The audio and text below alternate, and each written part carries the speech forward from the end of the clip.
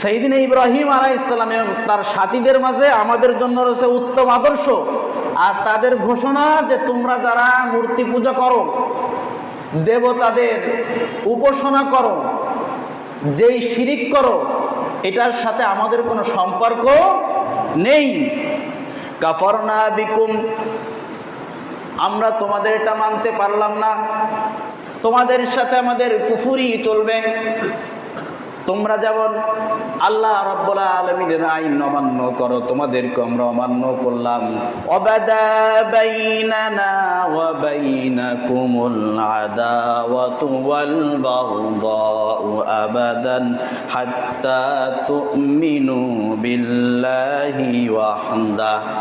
সাইয়েদিনা ইব্রাহিম আলাইহিস সালাম আর তার সাথীরা বলে দিল, তোমাদের সাথে আর আমাদের সাথে এক শত্রুতা, এক বিদ্বেষ শুরু হয়ে গেল। হাত্তা